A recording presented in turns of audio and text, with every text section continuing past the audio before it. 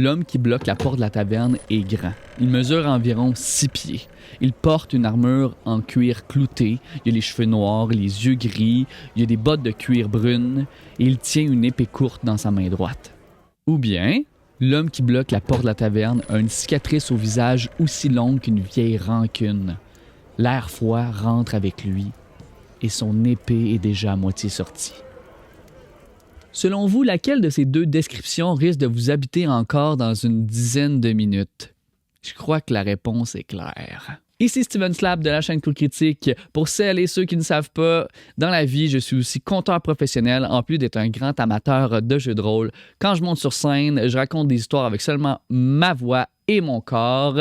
Et aujourd'hui, j'apporte des conseils que j'ai appris du geste de compter, mais adaptés pour votre table de jeu de rôle.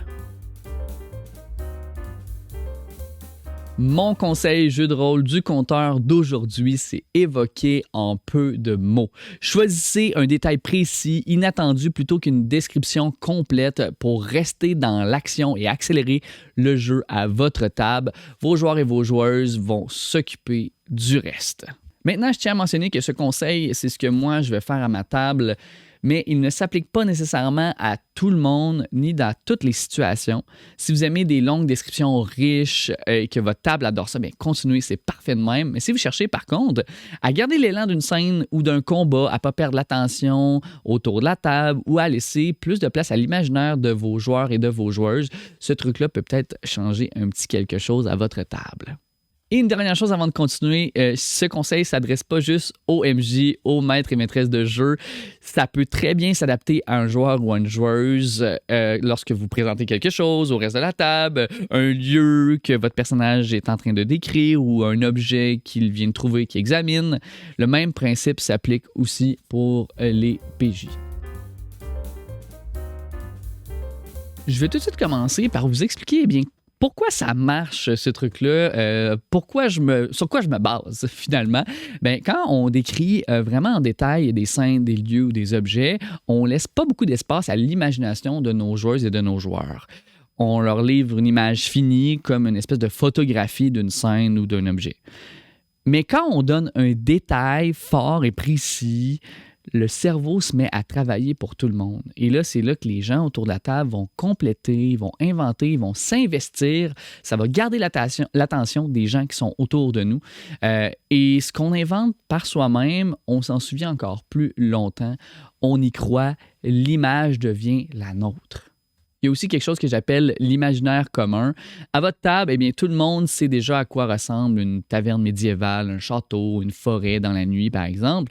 Ces images sont déjà dans la tête des gens autour de la table. Avant même que vous ouvrez la bouche, avant même que vous décrivez plus en détail le lieu ou l'objet. Ce n'est pas vraiment nécessaire de tout redessiner de zéro. Ce qui compte, c'est de pointer vers ce qui est différent, ce qui est narratif, ce qui en dit plus sur la situation que sur le décor. Les petits détails fins changent tout. Et c'est un principe que j'emprunte très fortement. C'est inspiré de plusieurs créateurs et créatrices de jeux OSR qui ont compris ça depuis longtemps de leur côté. Là, on peut penser à des jeux comme Morborg, Shadow Dark, Old School Essentials, ou des scénarios de n'importe quel système de jeu plus OSR, vous avez probablement remarqué que les descriptions sont courtes, percutantes, évocatrices. C'est pas de la paresse. C'est ça qui est intéressant parce que dans le fond, c'est pas une question d'être lâche de prendre des descriptions très courtes comme ça. C'est une philosophie. Donner juste assez, puis laisser le reste au monde autour de la table. Faire confiance à vos joueurs et à vos joueuses. Regardez maintenant comment dans Morborg, dans le scénario de base du jeu qui s'appelle Rod Black Sludge de Peel Nielsen, je vous donne un exemple que j'ai traduit juste pour vous montrer à quel point c'est efficace. Donc là, dans le livre, on présente Fletcher, qui est un personnage important. Je ne vais pas divulgacher le scénario si vous ne l'avez pas fait, mais c'est un personnage important dans le dit scénario. Tout ce qui est écrit. 7 pieds. Bâti comme un grizzly, il règne sur son repère. On ne décrit pas sa taille en détail, on dit bâti comme un grizzly et l'image est là, instantanément. C'est exactement l'imaginaire commun en action. Je donne un autre exemple avec une salle de donjon, ossements au sol, une odeur de métal rouillé, quelque chose respire dans le noir. 3 fragments, 0 adjectif inutile. Et pourtant, on voit très bien la salle, on la sent et surtout, on a peur, on sait que c'est dangereux. Tout est là. Maintenant, juste une petite parenthèse sur mon expérience de compteur pour vous donner une idée comment j'ai découvert ce petit truc-là et je l'ai transposé finalement à ma table. Ben moi, sur scène, je compte avec aucun support visuel, pas de projection, pas d'illustration, juste moi et le public finalement, puis une histoire. Puis j'ai appris très vite que si je décrivais trop, les gens décrochaient. Ils se mettaient à attendre la fin de ma description au lieu de vivre le moment, vivre la scène. Donc, c'est ce qui m'obligeait à aller plus rapidement, de passer d'une action à l'autre et à rester vraiment dans mon fil conducteur de mon histoire. Un château, tout le monde en voit un. Mais si je dis un château dont les pierres roses brillent dans la nuit, là, on arrête de marcher, là, puis on regarde. Puis si j'ajoute, ça sent le lilas au printemps et le miel chaud. Là, t'arrêtes plus. Tu ne veux pas juste arrêter. Là, tu as le goût de rester dans le dit château ou de t'approcher. Et quand j'utilisais des descriptions évocatrices comme ça, avec peu de mots, mais vraiment juste d'aller jouer sur les sens, j'ai vu les yeux de mon public changer. Là, ils voyaient le château, ils voulaient y aller. Ça gardait vraiment les gens qui m'écoutaient accrochés à mon histoire, qui voulaient en savoir plus. Puis c'est un peu la même chose qu'on veut aussi à notre table de jeu de rôle. C'est pareil, finalement. Il faut faire confiance à l'imaginaire de vos joueurs, de vos joueuses. Puis nous, notre travail, finalement, c'est de les guider. Leur laisser de l'espace, puis de les guider vers les éléments importants, ce qui va les marquer, ce qui va rester dans la mémoire des gens à notre table. Bon, voici maintenant vraiment concrètement comment faire à votre table. Petite formule que j'ai tenté de développer pour vous rendre ça le plus simple possible. 1. Identifiez ce qui est déjà dans l'imaginaire commun de votre description. C'est une taverne, un donjon, une forêt. Pas besoin de tout redécrire. Vos joueurs et vos joueuses ont déjà l'image. On part de là. 2. Choisissez un détail qui sort du commun, qui peut avoir un élément qui est narratif aussi. On dit quelque chose sur la situation, pas nécessairement juste sur le décor, quelque chose qui pose une question ou qui crée une tension. 3. Pensez aux 5 sens. La vue, c'est souvent le réflexe de base, mais une odeur, un son, une texture, une température peut frapper encore plus fort dans l'imaginaire des gens autour de la table. Une odeur de brûlé, un sol qui craque sous les pieds. Ça plante une scène encore plus qu'une image. Puis, les sensations, ça déclenche aussi des réactions instinctives chez les gens qui l'entendent.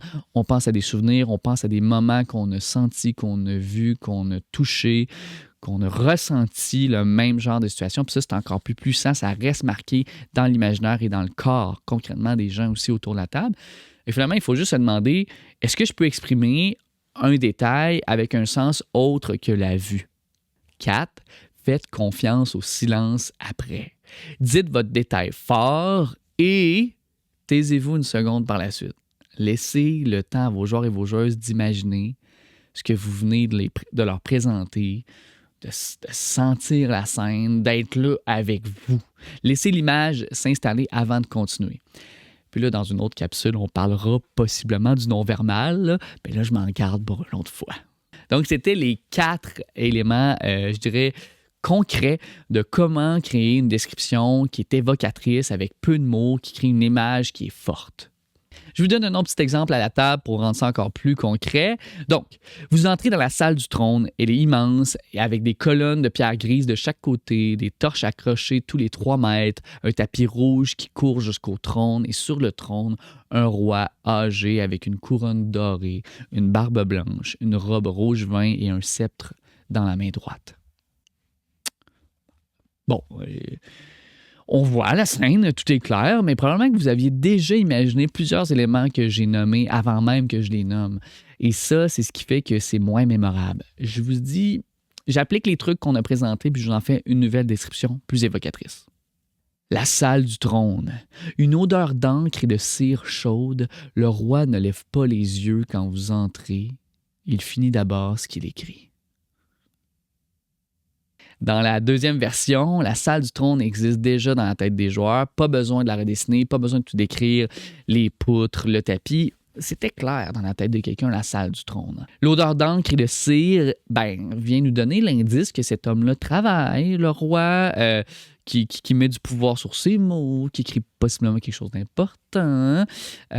Et le geste, qui ne lève pas les yeux, eh bien, ça dit tout sur lui sans expliquer. Vos joueurs et vos joueuses savent déjà à qui ils ont affaire. Et ils veulent savoir surtout ce qu'il est en train d'écrire, puis ils comprennent qu'il y a une certaine relation de pouvoir qui vient déjà de s'installer dans cette scène-là. C'est court, efficace, puis on reste dans l'action. Je vais aussi ajouter dans la description de cette vidéo les 4 éléments que je viens de vous présenter pour vraiment comment appliquer ce truc-là dans votre prochaine partie de jeu de rôle.